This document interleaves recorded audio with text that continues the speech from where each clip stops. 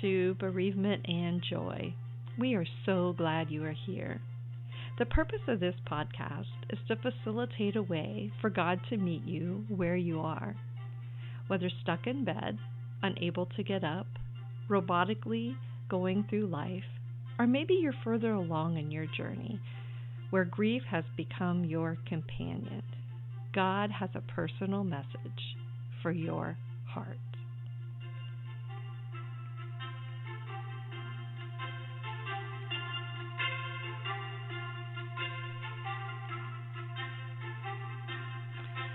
In today's episode, we are going to talk about the fingerprints of God and how you can see His fingerprints in the midst of your struggles.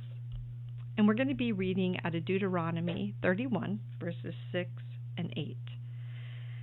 Be strong and courageous. Do not fear or be in dread of them, for it is the Lord your God who goes with you. He will not leave you or forsake you.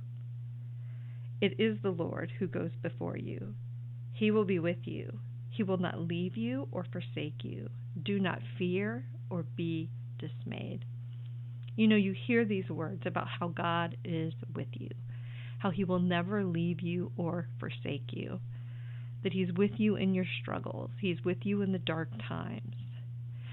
Sometimes it's hard to understand, how does that tangibly apply in my life? So I want to be able to share an example of how I saw the fingerprints of God and the tragedy of losing our son. Now, I didn't notice this in the moment that it was happening. This was an after the fact thing that I realized, but I was able to see His fingerprints in a tangible way. So let me set the stage a little bit for this. So my son was in his accident, and he didn't pass immediately. He was in the hospital first and ended up passing early the following morning. So my husband and his wife were at the hospital with him, so I took the grandkids home to watch them and take care of them while they were taking care of things at the hospital. So we'll fast forward that evening. His wife stayed at the hospital with him. My husband came home. We're getting ready. We're in bed. The kids are sleeping here. Our plan was to take Colton to school the next day, and then we would have Eliza, and I'm trying to make plans for how I can go see my son the next day at the hospital. And we were talking about the fact that he would be in recovery, but we never dreamed that this was going to be the end, that we were going to hear that he was no longer with us. We were talking more of how we were going to help take care of him, what was going to be the best way for him to work through his healing process.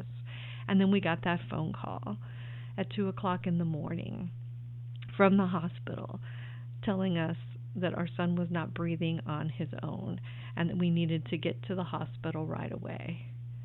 And here we have 2 kids sleeping, navigation that needs to happen of what are we going to do, how are we going to get everybody to the hospital, get the kids taken care of, and the chaos of just hearing this tragic news. And you're kind of spinning, out of control. You don't know, you're going to be in denial, in shock, and just kind of trying to walk through things the best that you can.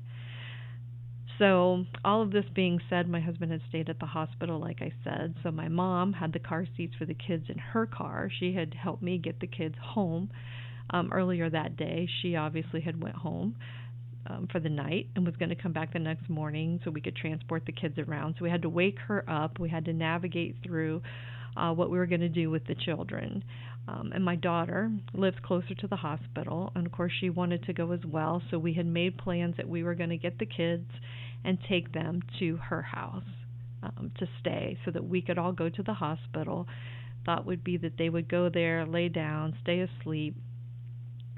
My daughter's husband could stay with them. His mom was going to come the next morning to help with the kids, and we were just kind of navigating through all of this. So as my mom and I are getting the kids in the car to make this journey, we pick the kids up. Now it's, 2:30 in the morning at this point. We're trying to get the kids into the car. And they never moved. They stayed asleep. We picked them up out of bed, carry them outside. We're having to put them in car seats, buckle them in because we're having to make this trip across town to drop them at my daughter's house before we go to the hospital. And the kids never flinched. We put them in the car seat. I can remember for just a second, they kind of opened their eyes, saw us, and shut their eyes right back. They slept the entire way on the drive, not a peep. Nobody woke up. There was no questions from the kids. There was no fussing. There was no crying. There was nothing to be added to the anxiety that we were already under. There was just peaceful kids sleeping in the back seat the entire way. And we get to my daughter's house. Now we've got to repeat this action again. We've got to now take the kids out of the car again, take them into another home, lay them down in another bed without waking them up, wondering, okay, if they wake up, they're going to freak out. They're not going to want us to leave. You could think of all of these things. But no, the kids, we took them out of the car. We took them in and laid them in the beds in Brandy's house. And nothing, not a peep. They stayed out. They didn't wake up. And they slept through the night. We took off. We had gone to the hospital. When we checked a few hours later, it was already morning, but a few hours later when we thought they would be up, we were told that they slept through the night. They woke up in a good place. They weren't freaked out because they were at Auntie's house. They were happy to see their cousins. They were doing well. God had put a peace over those children. In that moment, letting us know, hey, I've got you. You know, when this scripture says that the Lord goes before you, it is the Lord who goes before you. You know, He cared about the little details of our life, of that moment, of the craziness that we were in. He knew that He was taking my son home, bringing my son home. But He cared about the details of our lives in that process. That He put His peace over the situation, kept the kids calm, gave us as much peace as He could give us as we made that drive up to my daughter so that we could go to the hospital, letting us know that He had those kids in His hands and He had us as well.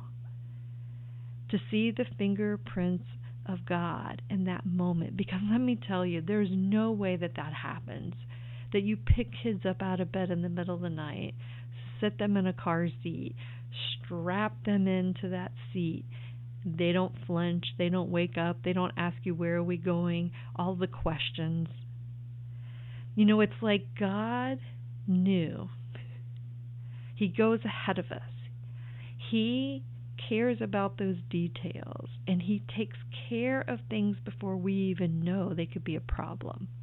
You know, in the midst of all of that, I was in such shock. I can't even tell you how I was functioning, how I got in that car and drove where I did. I was just literally robotically moving forward, not thinking about all of these things that could have gone wrong in that moment, just robotically going through. But yet God knew what we needed even before we did, that we needed that part of the journey to be peaceful, that the kids needed to stay asleep, that He wanted to protect them from the chaos of everything that was happening. They knew nothing. They slept through it all. And all they knew is they woke up in Auntie's house with their cousins, and they got to play and eat breakfast together. And He just kept such peace and calm there, letting us know His fingerprints was there, taking care of those details that we didn't even know we needed Him to take care of. But He went ahead of us, as the scripture said. He goes before you. And then He will be with you. He's letting you know, I am here. I have things under control. I have you in my hands. Lean into me. Trust me.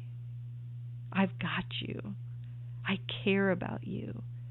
I care about the details of your life, the details. I care about what you're going to be walking through, and I'm going to go before you, and I'm going to prepare the way, and I am going to be with you in the midst of it.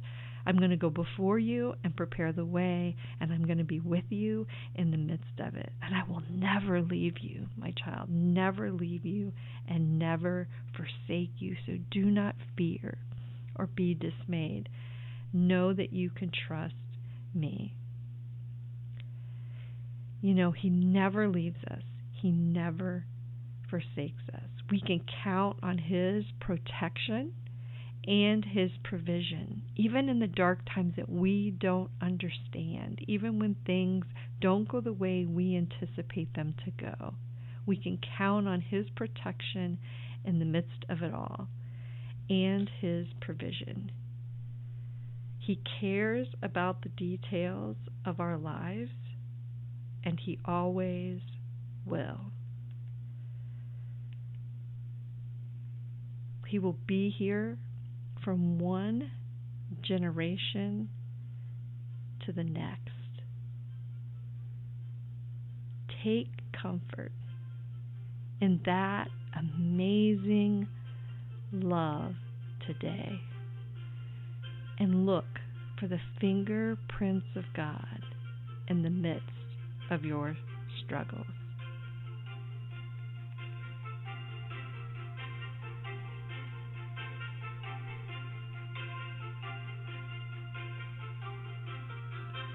Thank you for listening to Bereavement and Joy.